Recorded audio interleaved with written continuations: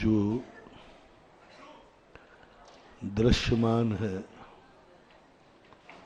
वह मैं हूँ नहीं, जो अदृश्य है वह मुझे दिखता नहीं, और अदृश्य हमें दिखता नहीं, जो दिखता है वह मुझे देखना नहीं। उसको देखने से हमारा कोई पर्पस हल नहीं होता। दृश्यमान को देख करके हमारे परिणामों में आकुल व्याकुल परिणाम होते। सामने वाला भी हमारे लिए अच्छा नहीं मानता, और जब मैं अपने को देखने जाता हूँ तो वो अदृश्य है। धर्म का और अनुभव बस यहीं पर टकरा रहा है। सब कुछ सही मानते हुए भी जब अनुभव से तौलता हूँ तो धर्म बिल्कुल विपरीत नजर आता है तो देखने में क्यों नहीं आ रहा है? मैं अनंत चतुष्टवी हूं तो मुझे अनुभव में क्यों नहीं आ रहा है? शास्त्रों में लिखी बातें अनुभव से परे जा रही। हिम्मत नहीं हो रही है कि शास्त्रों में लिखा गलत है, लेकिन स्वीकार नहीं हो रहा है कि यही सत्य है। मना तो नहीं कर रहा है, मिथ्या दृष्टि भी कह रहा है, अभव भी कह रहा है, शास्त्र में लिखा गलत नहीं है, गलत नहीं है, लेकिन यह कहां स्वीकार कर पा रहा है कि यही सत्य है। गलत नहीं होना और सत्य होने में बहुत अंतर है। नास्ति में और अस्ति में बहुत अंतर है। यह गलत नहीं है इसलिए सही है, ये मत मान लेना। यह सही है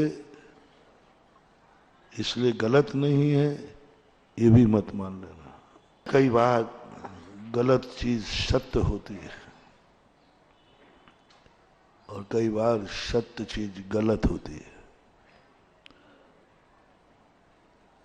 क्योंकि यह स्थितियां बहुत बार गुजर।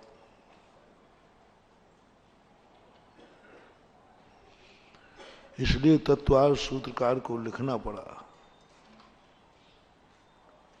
सत्यमपि विपदे। सत्य है लेकिन गलत है, सत्य है लेकिन नुकसानदायक है, सत्य है लेकिन स्वीकार करने लायक नहीं है। और कितने विभाव हैं, असत्य हैं, उन्हें हमें स्वीकार करना पड़ता है। हम जानते हैं कि यह मेरा स्वभाव नहीं है, फिर भी मैं उसे स्वीकार करता हूं, अनुभव में लाता हूं, बुद्धिपूर्वक करता हूं, बुद्धिपूर्वक करता हूं। कितने कार्य हैं जो मुझे करना नहीं चाहिए लेकिन कर रहा हूं, बुद्धिपूर्वक कर रहा हूं, क्योंकि उस कार्य किए बिना हमारी इष्ट की सिद्धि नहीं होती। कभी कभी इष्ट की सिद्धि के लिए गलत कार्य भी करना पड़ता है। इष्ट की सिद्धि के लिए कभी गलत का समर्थन करना पड़ता है। इष्ट की सिद्धि के लिए कभी गलत का साथ देना पड़ता है। इष्ट की सिद्धि के लिए कभी गलत होना पड़ता है। ये संसार की ऐसी विचित्रता है। और इसी का परिणाम स्वरूप मन कह देता है, गलत तो नहीं कहूंगा, गलत तो नहीं कहूंगा, लेकिन मैं सत्य स्वीकार नहीं करूंगा। परिणाम यही तो हो रहा है। सत्य वो अनुभूत वस्तु है जो आत्मा की पर्याय बन सकती है। ये गलत नहीं है इतने कहने मात्र से जरूरी मत समझना कि इसने स्वीकार कर लिया है। ये मत समझना कि इसने भगवान को मान लिया है। क्या जिनेंद्र भगवान गलत है? क्या जिनेंद्र भगवान सदोष है? नहीं, नहीं, बिल्कुल नहीं, निर्दोष है। इतना कहने मात्र से मत समझ लेना उसने भगवान को स्वीकार कर लिया है। भगवान को स्वीकार नहीं किया। भगवान गलत नहीं है ये स्वीकार किया है। भगवान सदोष नहीं है ये स्वीकार किया है। भगवान रागी द्वेषी नहीं है ये स्वीकार किया है। भगवान बहुत अच्छे हैं, सब कुछ सही है, लेकिन जरूरी नहीं कि हमें अनुभव में आ जाए कि मुझे भगवान मिल गया। भगवान सामने खड़ा है। भगवान को हम पहचान भी रहे हैं, हम कह भी रहे हैं भगवान आप भगवान हो, आप में कोई दोष नहीं है, लेकिन मुझे भक्ति का आनंद आवे, हमें भगवान के मिलने का आनंद आवे, ये कोई नियम नहीं है, कोई नियम नहीं है। भगवान है, हमने स्वीकार कर लिया, लेकिन भगवान के मिलने का आनंद आ जाए हमें, नहीं। हीरा तुम्हारे हाथ में आ सकता है, लेकिन तुम्हें मलकियत का अनुभव हो, धनवंत का अनुभव हो, ऐसा कोई नियम नहीं है, ऐसा कोई नियम नहीं है। बैंक का मैनेजर धन को हाथ से गिनता है, लेकिन उसे धनी पने का आनंद नहीं आता, अनुभव नहीं आता। धन है और धनी नहीं है। भगवान है लेकिन भक्त नहीं है। गुरु है लेकिन शिष्य नहीं है। पिता है लेकिन बाप नहीं है। धर्म है लेकिन धर्मी नहीं है। धर्म है लेकिन वो धर्मी नहीं है, कोई नियम नहीं। भगवान है स्वीकारा, लेकिन भक्त नहीं बन पाया। भक्त नहीं बन पाया क्योंकि उसको ये नहीं कह पा रहा है यही सत्स्वरूप है, बस ये गलत नहीं है। कुंदकुंज स्वामी ने नास्ती से क्यों नहीं चले? सारे अनुयोग नास्ती पे चले। यह नहीं है, यह मेरा स्वभाव नहीं है, ये मेरा स्वभाव नहीं है, असंयम मेरा स्वभाव नहीं है, इसी पर चले। परिणाम ये हुआ कि चारों अनुयोग भावलिंगी और द्रव्यलिंग की चर्चा नहीं कर पाया। चरणानुयोग में व्रत समिति गुप्ती सम्यक दृष्टि के लिए बनाए गए थे, मोक्ष मार्ग के लिए बनाए गए थे, और वह व्रत समिति गुप्ती मिथ्या दृष्टि की दुकान में मिले, मिथ्या दृष्टि के पास मिले। व्रत समिति गुप्ती का जब भी भगवान ने उपदेश दिया था, किसके लिए दिया था? कर्मों के क्षय के लिए, कर्मों के क्षय के लिए, मोक्ष के लिए। लेकिन वो तो उल्टा हो रहा है, ये व्रत समिति से वो संसार बना रहा है। सद्य दी पत्ते दी रोचे दी पुड़ो फांसे दी, स्वीकार कर रहा है। गलत धर्म नहीं है, गलत धर्म नहीं है। गलत को छोड़ो, गलत को छोड़ो। मिथ्या दृष्टि गलत को छोड़ देता है, सही को स्वीकार नहीं कर पाता। थोड़ा प्रसंग कठिन है, मस्तिष्क से थोड़ा विचार कर। सामंतभद्र महाराज ने जब कहा, विचारणीय प्रश्न है, यदि में वो दृश्य में वो, इतने क्या कर रह जाते। तत्वम नान्यान्न चान्न था, ये कहने की जरूरत क्या थी। मैं मुनि हूं, बात खत्म है। मैं श्रावक नहीं हूं, मैं श्रावक नहीं हूं, इसका अर्थ मुनि है नहीं। अन्वय और व्यतिरेकी आप लोगों ने न्याय में पढ़ा होगा। अन्वय और व्यतिरेकी दोनों तरफ से नहीं घटता। जहां जहां धुआं है वहां वहां अग्नि है। अब इसी को लगाओ, व्यतिरेकी। जहां जहां धुआं नहीं है वहां अग्नि नहीं है। ठीक, ठीक है, गलत है। अब अन्वय देखो, एक तरफ से बैठ रहा है, ये सही नहीं है तो क्या सत्य है? नहीं। धुआं है सो अग्नि है, पक्का है। लेकिन जहां जहां धुआं नहीं वहां अग्नि नहीं, ऐसा नहीं। उल्टा बैठा लो, जहां जहां धुआं है वहां वहां अग्नि है, जहां जहां अग्नि नहीं है वहां भी अग्नि नहीं है तो धुआं नहीं है। बस ये व्यतिरेकी हो गया, अन्वय नहीं बैठता है दोनों के साथ। पूज्यवर सामंतभद्र महाराज ने खोलकर आंखें खोल, पक्षी बैठता है, दूसरा पक्ष व्यतिरेकी होगा।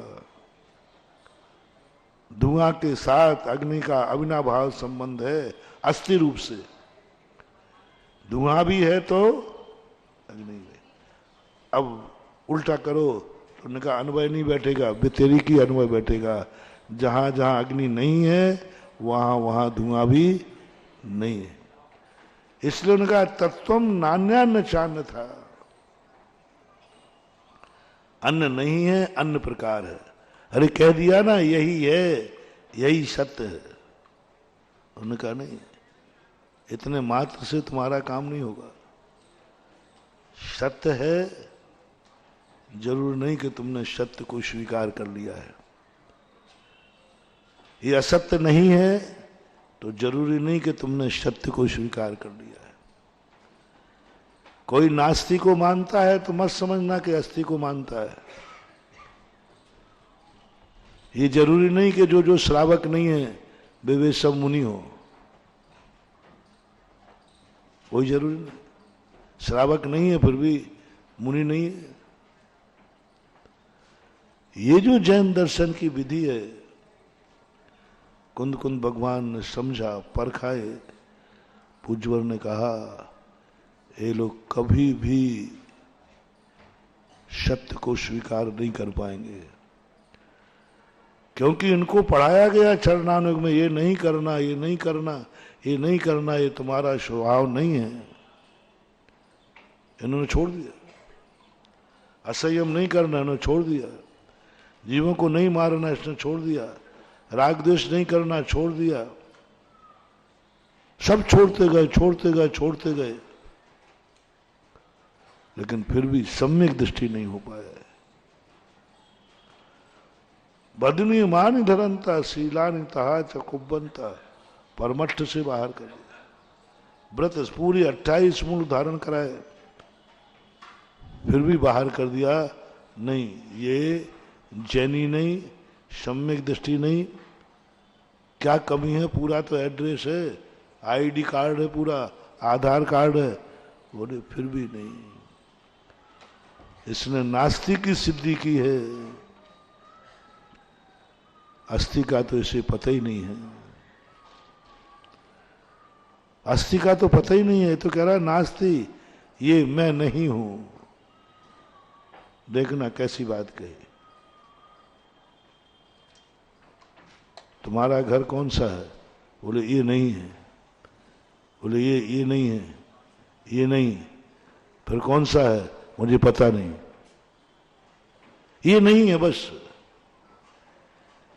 यह नहीं है वो कह रहा है। फिर तुम्हारा कौन सा घर, पता घर है? पता नहीं, ये नहीं है बस, ये नहीं है मेरा। बहुत बड़ी बात। ये मेरा पेन नहीं है, तो तुम्हारा पेन कहाँ? पता नहीं है। मैं माइक नहीं हूं, पक्का है, फिर तुम कौन हो? पता नहीं, माइक तो नहीं हूं। मैं अचेतन नहीं हूं, तो फिर क्या हो? मुझे पता नहीं है। इसी को बोलते हैं क्षयोपशम लब्धि। दो लब्धियां में पहली लब्धि नास्ति रूप होती है। मुझे इस संसार में नहीं रहना, बात खत्म है। मुझे नहीं चाहिए भोग विलासताएं, मुझे नहीं रहना इस घर में, मुझे नहीं रहना इनके साथ में। कहां जाओगे? पता नहीं।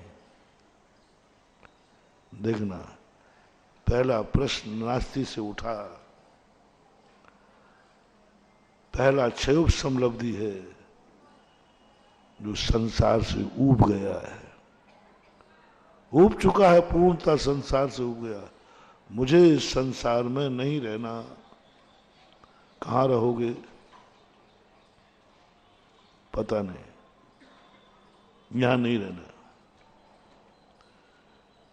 सुसाइड करने वाला भी ऐसे ही होता है। सम्यक दर्शन के पहले सब व्यक्ति ऐसे ही होते हैं। सुसाइड करने वाले से पूछो, भाई कहां जा रहे हो? मर के कहां जाना? बोले पता नहीं, बस यहां नहीं रहना। भगोड़ा होता ना, भगोड़ा, वो घर से जाके भागता है, स्टेशन पे पूछता, भाई कहां जाना है? टिकट वाला बोले साहब जहां का टिकट हो, जहां की गाड़ी खड़ी हो उसी में बैठ जाता है, क्योंकि उसे पता ही नहीं। उसको तो इतना मालूम है यहां से भागना है, यहां नहीं रहना, बस खत्म है।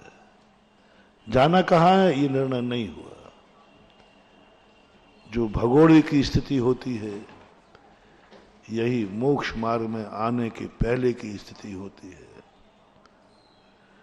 एक सुसाइड करने वाले की स्थिति होती है, वही सम्यक दर्शन प्राप्त करने वाले की, क्योंकि वो इतना घबरा गया है कि मुझे नहीं रहना यहां, मैं मरूंगा। अरे मर के जाएगा कहां? मुझे पता नहीं, जहां जाऊं तो जाऊं, यहां नहीं रहना है। ऐसी दशा नास्ति कथन की बनती है जब सम्यक दर्शन के अभिमुख होता है। कभी तुम्हें सम्यक दर्शन होने की स्थिति बने तो उसका एक इंडिकेटर दे रहा हूं, थर्मामीटर दे रहा हूं। जब तुम्हें सब कुछ बुरा लगने लग जाए, माँ बाप भी, परिवार भी, धन भी, दौलत भी, पुण्य का वैभव भी, 6 खंड का राज्य भी, चक्रवर्ती पद भी, मुझे कुछ नहीं चाहिए। जो जो दृश्यमान है वो मुझे नहीं चाहिए। मैं देखते देखते मेरी आंखें समाप्त हो गईं, पर मुझे आनंद नहीं आया। मैंने जी भर करके, वो कहते ना पूजा में, भवन में जी भर घूम चुका, कण कण को जी भर भर देखा, मृग तृष्णा के पीछे मुझको न मिली सुख की रेखा। कण कण को देख लिया मैंने, जितना देखा मेरी आंखों में दर्द होने लगा देखते देखते, मेरी आंखें कमजोर होने लगी देखते देखते। इसी दृश्यमान ने तो मुझे पागल कर दिया। मैं पतंगों के समान लाइट पे घूमता रहा। सम्यक दर्शन पहले की भूमिका बता रहा हूं। जैसे तुम्हें कोई अच्छी वस्तु दिखे और तुम्हें देखने का भाव आए, समझ लेना संदेह है, आकर्षण है, शायद मिथ्या दृष्टि हो तो। और तुम्हें कोई भी चीज देखने का भाव आए, तुम्हें आगे मुझे नहीं देखना,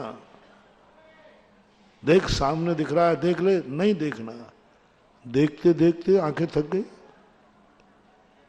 देखते देखते आंखें कमजोर हो गई। पूरी जिंदगी देखते ही तो रहा हूं, क्या मिला है? क्या मिला है? जो जितना ज्यादा देखता है उसको उतने जल्दी चश्मा लगता है। देखने से क्या मिला? शक्ति बढ़ी के घटी?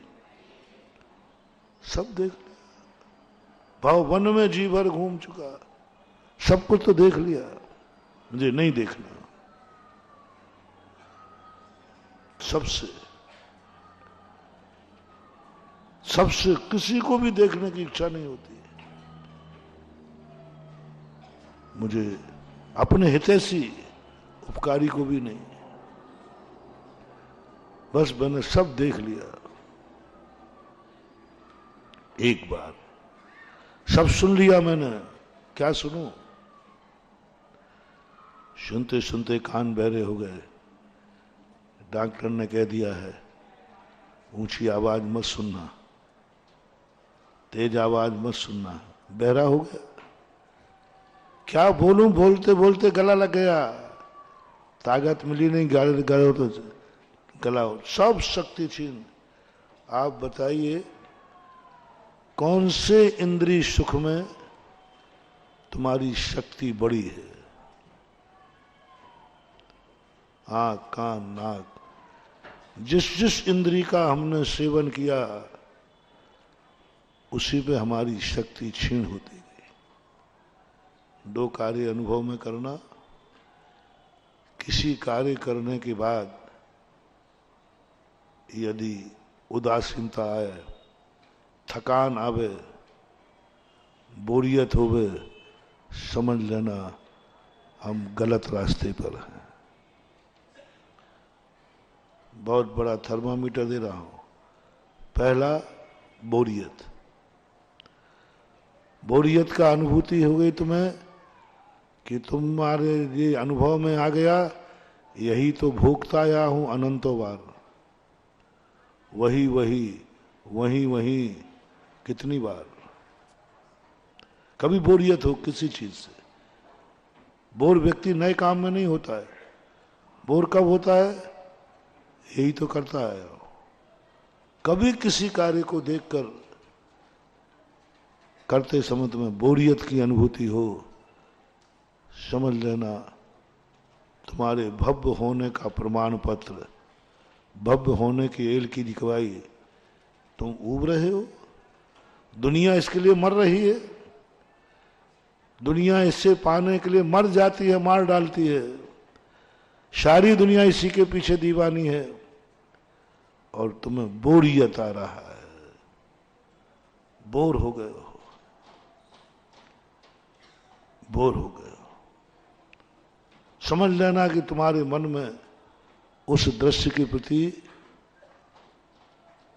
सब कुछ खत्म हो गया। और जिसके प्रति बोरियत नहीं आ रही हो वही तुम्हारा भविष्य है, वही तुम हो। वही तुम्हारा भविष्य, वही तुम हो। बोलो तुम्हें बोरियत किस किस चीज में आ रही है? पूजा करते हुए कि भोजन करते हुए? तुम्हें जमाई कब आती है? भोजन करते हुए जमाई किसको आई? करते करते और पूजन करते करते। नोट गिनते हुए जमाई किसको आई? माला फेरते फेरते। एक भी व्यक्ति नहीं बता सकता जो तो ये कहे माला फेरते पर मुझे जमाई नहीं आई, मुझे भी पकड़ लेना, चिंता नहीं करना है। बस यही तो हमारी निशानी है। हमारी जमाई लेना बता रहा है कि हम इन सब से बोर हो चुके हैं। जमाई लेना बता रहा है कि अभी हमारा संसार बाकी है। जमाई नहीं लेना बता रहा है। तो कभी तुम्हें बोरियत की अनुभूति हो, जिसके लिए दुनिया मरती हो और तुम बोर हो रहे हो,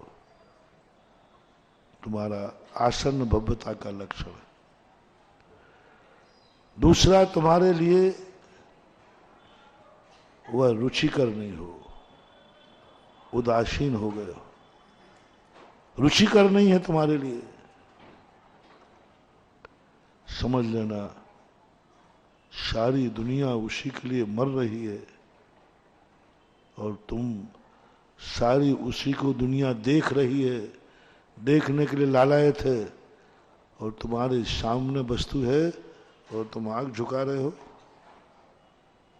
अरे भाई, इसको देखने के लिए तो दुनिया तरसती है और उसे देखने के लिए तुम्हारी आंख झुक गई है। समझ लेना, तुम्हारी होनहार भली है, क्योंकि तुम्हारी उसको देखने में कोई रुचि नहीं है। कोई रुचि नहीं है हमारी, मुझे नहीं देखना। अरे भाई, सारी दुनिया देख रही है, उसको नहीं देखना। आपकी रुचि में अंतर आ जाए। तीसरी दशा आपकी होना चाहिए। मान लो कई बार रुचि का अंतर दिखा दोगे। क्या कई बार हमें लगता है महाराज मेरी कोई रुचि, मेरी तो रुचि है, मेरी तो रुचि है, तो क्या मैं धर्मात्मा हूं? तीसरा लक्षण है, उस कार्य करने के बाद तुम्हें थकान महसूस तो नहीं हो रही है? तुम्हें थकान महसूस तो नहीं हो रही है? अभी छोड़ रहा हूं, मुझे मालूम है तुम्हारा काम समझ लिया। हाँ, 10-15 मिनट बाद छोड़ूंगा। फिर तुम्हें मालूम है कि किसी भी कार्य, बहुत बड़ा थर्मामीटर दे रहा हूं। पहला थर्मामीटर क्या है?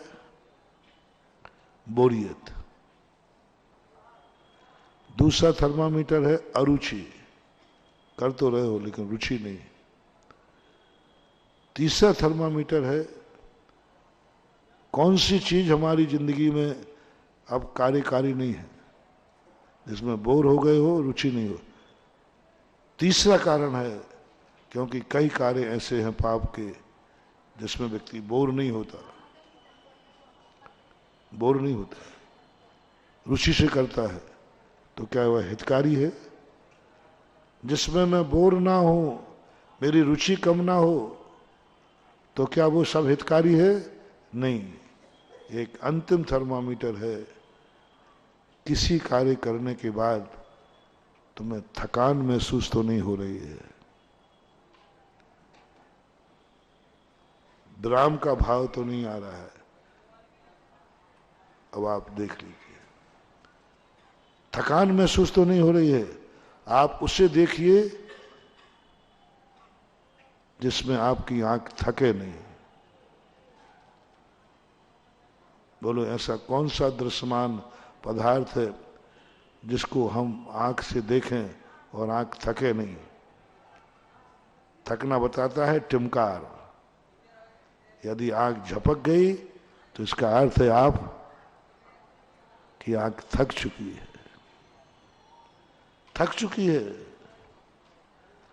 मैं थक चुका हूं, मेरी आंख थक चुकी, झपक गई मेरी आंख। झपकना थकान का महसूस है। अब ऐसा कौन सा दृश्य दुनिया में है जिसके देखते हुए हमारी आंख नहीं झपके? झपक गई, खत्म ना। तुमने, अब वो तुम्हारा स्वभाव नहीं रहा, वो तुम्हें सिद्धि नहीं होगी, तुम वहीं पड़े रहोगे। जिस कार्य को तुम पुनः कर रहे हो जिसमें आंख थकती है, उसी को देख रहे हो जिसमें आंख थकती है, बस एक निर्णय लेना है, तुम्हें वह सब वस्तुएं देखना है जिसमें तुम्हारी आंख थके नहीं। एक इंद्री का उदाहरण दे रहा हूं, मात्र एक इंद्री का उदाहरण। तुम्हें सब चीज देखने की छूट देता हूं, वह सब देखना जिसमें आंख थके नहीं। बोलो, ऐसी कौन सी चीज है जिसमें तुम्हारी आंख थके नहीं? वो साधना करो, वो तपस्या करो। मैं वो कार्य करूंगा जिसमें आंख थकेगी नहीं, आंख झपकेगी नहीं। आज तक कोई दावा कर सके बताओ, मैंने ऐसी चीज देखी है जिसमें मेरी आंख थकती नहीं है, बल्कि आंखों की ज्योति और बढ़ती है, आंख मेरी टिमकारती नहीं। कभी हुआ ऐसा? बस इसलिए अपन सब कुछ देखते हुए भी सही नहीं देख पा रहे हैं। सही वह है जिसमें आंख थकती नहीं है। हमने स्वीकार कर लिया सही को। मैंने कहा था ना, ये वस्तु गलत नहीं है, शास्त्रों में गलत नहीं लिखा, इसका अर्थ ये नहीं है कि तुमने सत्य स्वीकार कर लिया है। ये बहुत सारे लोग कह देंगे, मिथ्या दृष्टि ने भी कह दिया, हाँ सही, गलत नहीं है, सही है, लेकिन वो सत्य स्वीकार नहीं।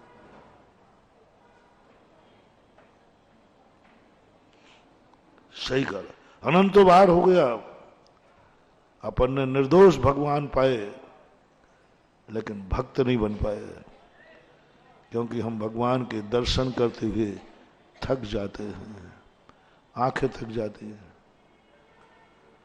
अभिषेक करते हुए थक जाते हैं, पूजन करते हुए थक जाते हैं, उनका नाम लेते ही थक जाते हैं, उनके सामने बैठे हों तो भी थक जाते हैं। खत्म हो गया, खत्म हो गया। वो वस्तु बताओ जिसके रूप में, और नहीं हो तो आज से साधना शुरू करो। वो वस्तु देखो जिसमें तुम्हें थकान नहीं होना चाहिए। सत्य वह है, मेरी आत्मा की पर्याय बन गया है सत्य। धर्म मेरी आत्मा की पर्याय बन गया है। पाप तो आत्मा की पर्याय बन ही नहीं सकता, वो तो कर्मों की पर्याय है, औदैहिक भाव है। क्योंकि पाप में तो थकेगा ही थकेगा। एक पाप बताओ जिसको करने के बाद व्यक्ति विश्राम नहीं लेता हो, जिसको करने के बाद व्यक्ति भागता ना हो, जिसके करने के बाद व्यक्ति को विश्राम की जरूरत नहीं पड़ती। संसार का एक भी कार्य ऐसा नहीं। हर कार्य करने के बाद व्यक्ति थकता है, विश्राम की जरूरत पड़ती है, भागता है। कोई भी पाप असीम नहीं हो सकता, हर पाप की सीमा होती है,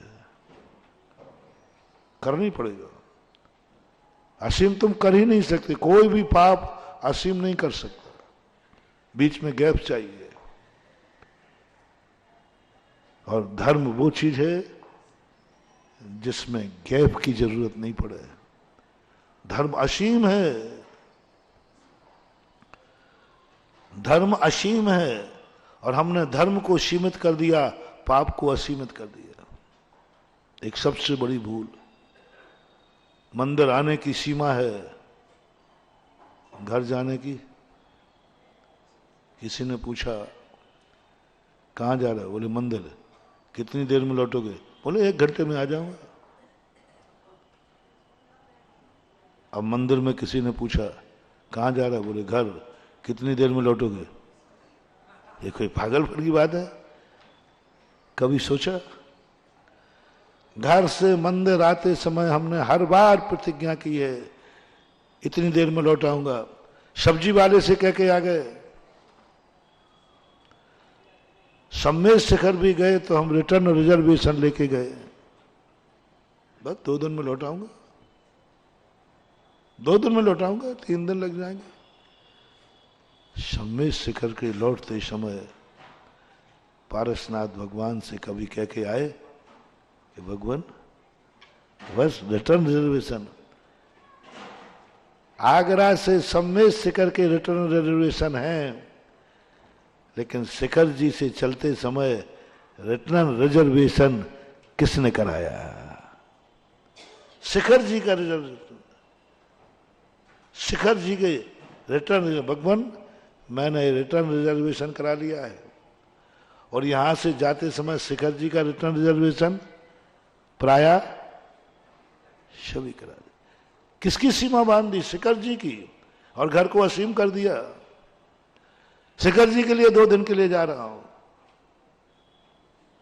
शिखर जी जाया जाता है, बावले कहीं के लौटा नहीं जाता। शिखर जी वो स्थान है जहां पर महान तीर्थंकर गए तो हैं, और अपन वो बुद्धू हैं, शिखर जी गए और लौट के आ गए। शिखर जी लौटने की कोई सीमा नहीं है हमारी। हर चीज में देख लो हमारी, अभी कहने में कि माला फेरो, सबको माला फेरना है, सबको माला फेरना है, शुरू करो। अरे महाराज पहले सुनो तो सही, कितनी? बस हो गया और मामला खत्म, गया है। माला का मजा नहीं, अब माला मजदूरी में फिरेगी। माला कितनी तुरंत विकल्प आएगा, कितनी कितनी। अब मैं कहता हूं नोट गिनो, अब कितनी नहीं कहोगे। चलो माला कितनी फेरना, तुम्हें बता दो अपनी जिंदगी में नोट कितने गिनोगे, बोलो। चलो मैं माला की सीमा करता हूं, इतनी माला फेर लेना, तुम्हारा कल्याण हो जाएगा। चलो जिंदगी में नोट कितने बोलोगे, शास्त्री लोग बताओ, जिंदगी में नोट कितने गिनोगे? महाराज जी आप तो ऐसे करा, अभी गिनने ही शुरू नहीं हुआ, उसके पहले ही पूछ रहे। सीमा नहीं बांध पाओगे। पाप की सीमा नहीं बन रही है, माला की सीमा बन रही है। माला की सीमा बांध ली, कितनी सीमा, कितनी माला, कितनी देर मंदिर में रहना है, कितनी देर स्वाध्याय करना है, हर चीज में सीमा। क्योंकि हम सीमा उसी की बांधी जाती है जिसमें अधिक समय करने पर बोर हो जाते हैं, रुचि घट जाती या थक जाते हैं, और सीमा उसकी नहीं बांधी जाती जिसमें कोई थकता नहीं है। आप धर्म से थक रहे हैं, बोलो एक वस्तु बताओ जिसको देखने पर तुम्हारी आंख थकेगी नहीं, तुम्हारी आंख झपकेगी नहीं, है दावा? ये नियम ले लो, हो जाना तो दृष्टि युद्ध भरत बाहुबली का, झपकेगी नहीं आंख। मैंने समझा ये दृष्टि युद्ध क्यों रखा, तो मैंने कहा, मैंने जो अपना धार्मिक रूप लगाया इसलिए रखा होगा, कौन किसको देखने में थक जाएगा वही हार जाएगा, क्योंकि वो चाहता नहीं है। आंख थकेगी। पूज्यवर मानतुंग आचार्य महाराज कहते हैं, तुम भगवान का दर्शन करके थक रहे हो, तुम्हारी आंख झपक रही है, और जिसका दर्शन किए कर रहे हो, दृष्टा भवंत मणिमेश विलोक के नियम अत्र तोष मुपयाति जनस। क्या बात कह दी, कितना दर्शन छुपा है। बेटी पर कौन बैठा है,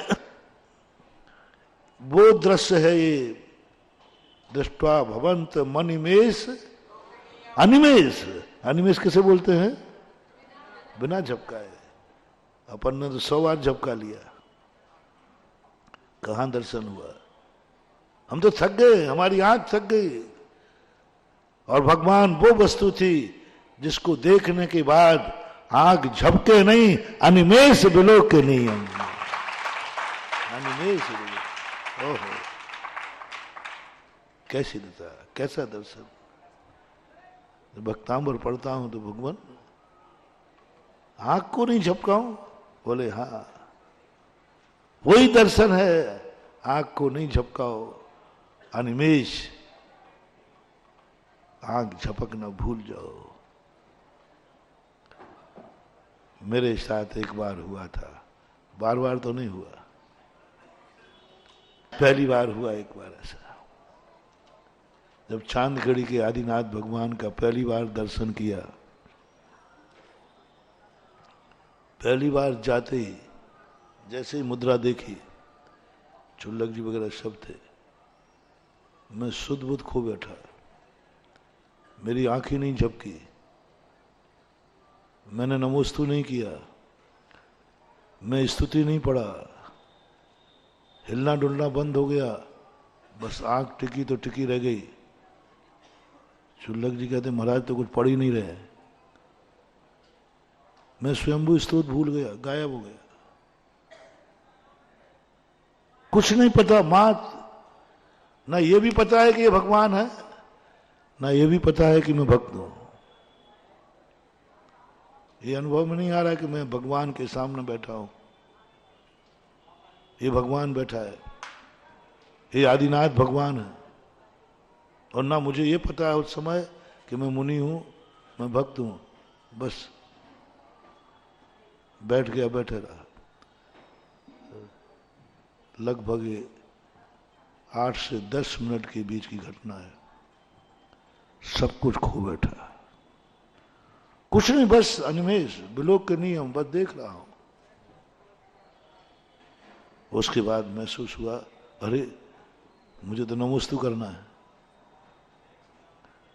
मुझे तो स्तुति करना है, वह तो आदिनाथ भगवान है, स्वयं भवा भूत हितैन भूतले। उसके बाद शुरू हुआ वो क्षण, बहुत बार लाने का प्रयास करता हूं, आता नहीं, पलक झपक जाता है। अनिमेष विलोक नियम, थकान का महसूस ही नहीं होना चाहिए। दृश्यमान को देखने का मना क्यों कर रहा हूं? क्योंकि ये मुझे थकाएगा। अब आप खुद फैसला करें, किन किन कार्यों को करने के बाद आपको थकान महसूस होती है। सामायिक के बाद, सामायिक करने से थकान बढ़ चुकी है या थकान दूर हुई है, देख लो। सामायिक थक गया, बहुत देर हो गई, बहुत देर, हाँ बस खत्म, मजदूरी की है, मजदूरी। सामायिक करने से थकान आती नहीं, थकान दूर हो जाती है।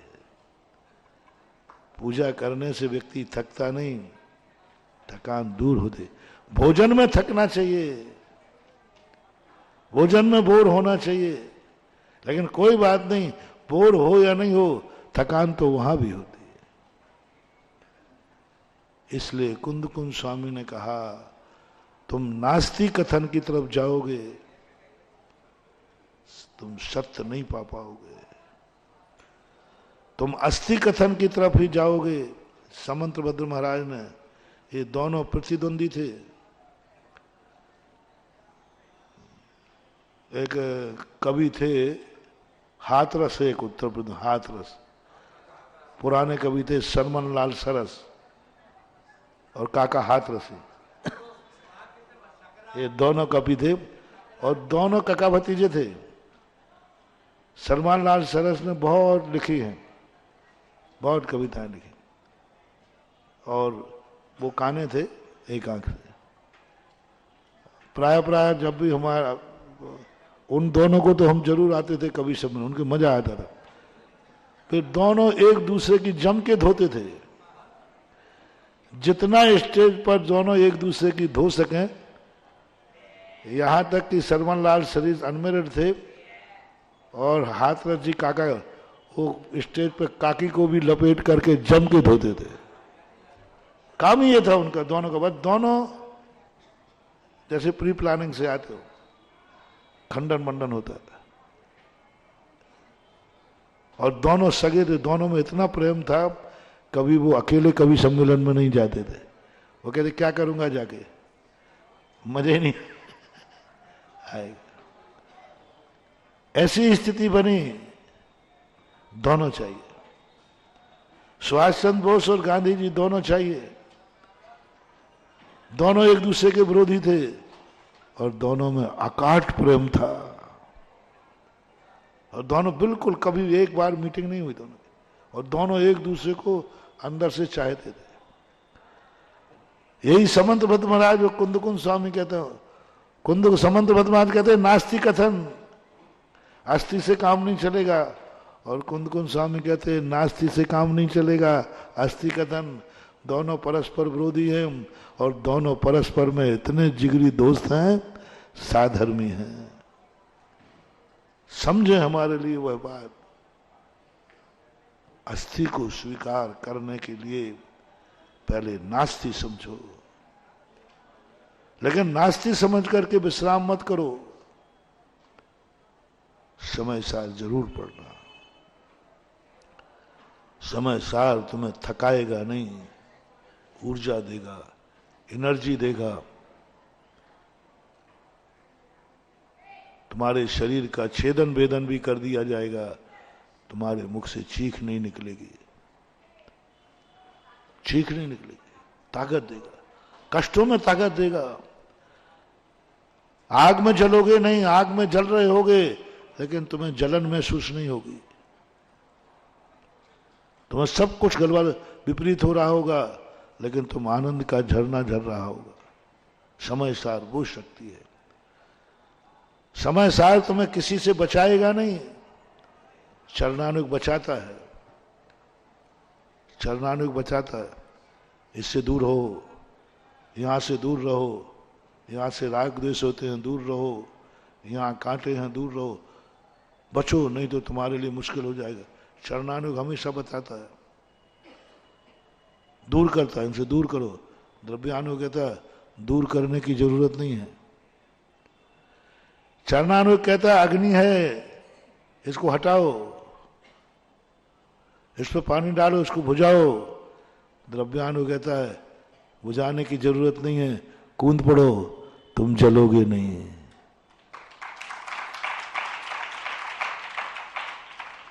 तुम जलोगे नहीं। द्रव्यानुग चरणानुग कहता है सावधान, तेरे द्वारा ये मर जाएगा, ये तुझे मार डालेगा।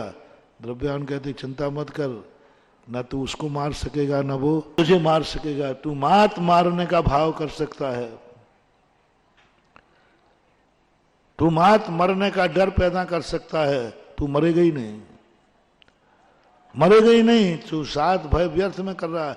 जब मरता नहीं तो मरने का डर कैसा? क्या सात भयों से मुक्त दुनिया में हो सकते हैं? मरने से कौन नहीं डरता? कौन नहीं डरता? लाख उपाय करें, अरे भैया सबको मरना है, सब मरेंगे, क्यों घबरा रहे हो? तो भी घबराहट तो होगी, तो घबराहट तो होगी। कोई दुनिया का अनुयोग नहीं है, कोई दुनिया का गुरु नहीं है जो हमें मरने के भय से मुक्त कर सके। बस एक द्रव्यान योग है जो कर सकता है। किससे डर रहा? मरने से। तू मरेगा ही नहीं, तू मरते ही नहीं, तू मरता नहीं, तू मरेगा नहीं, फिर मरने का डर कैसा? तू लुटता नहीं, कोई लूटेगा नहीं, दुख कैसा? तेरा विनाश होता नहीं तो विनाश का डर कैसा? मात्र एक आश्वासन हमें निर्भय कर सकता है, मेरी आत्मा में भाव बैठ जाए कि मैं कभी मर नहीं सकता।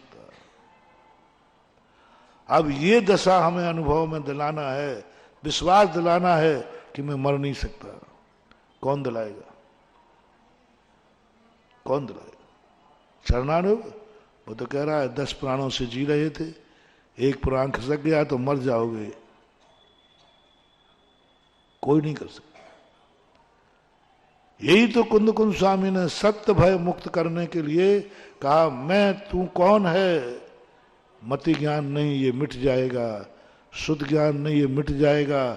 ये सब पर्याय हैं। उन्होंने कहा मैं तुझे उसे दिखाता हूं जो ना व्यय है, ना उत्पाद है और ना ध्रुव है, जो मिटता भी नहीं है, मिटेगा ही नहीं, वो शाश्वत अविनाशी। टंकोत्कीर्ण एक शब्द बात कही गया थी। टंकोत्कीर्ण का अर्थ क्या? उत्पाद व्यय से रहित है, वह है तू। जो मिट रहा है वह तू नहीं, जो उत्पन्न हो रहा है वो तू नहीं, जो इन दोनों का साथ दे रहा है वो तू नहीं। तो इन सब से परे वह है जो शाश्वत टंकोत्कीर्ण है, वो अनुभव करना है। वो एक बार हमारी आत्मा की पर्याय बन जाए, अग्नि में कूद जाएगा, वो जलेगा नहीं। चमत्कार और हो जाएगा। चमत्कार होवे या नहीं होवे, अग्नि जल रही है लेकिन उसे जलन नहीं हो रही है। अग्नि जल रही है लेकिन उसे जलन नहीं हो रही। शेरनी खा रही है, उसे दुख नहीं हो रहा है। चारों तरफ से उसको ताड़नाएं दी जा रही हैं, उसको आनंद आ रहा है। कैसे आता होगा आनंद? कैसे आता होगा? समय सार पढ़ने से नहीं, समय सार को कम से कम पढ़ाने का भाव भाषणा तो हो। भाव भाषणा तो हो। ऐसी भाव भाषणा हो कि कोई एक गाथा अपनी जिंदगी में अनुभव में आ जाए। एक गाथा। कुंद स्वामी तो कहते हैं, एक समय को भी तू उसकी अनुभूति कर ले और अपन को एक गाथा आ जाए मात्र। कोई एक गाथा समय सार की हमारी आत्मा की पर्याय बन जाए। प्रयास करना है। समय आपका हो गया, क्योंकि आप लोगों को बाहर भी जाना है। तो इतने कह के विराम करता हूँ। महावीर भगवान की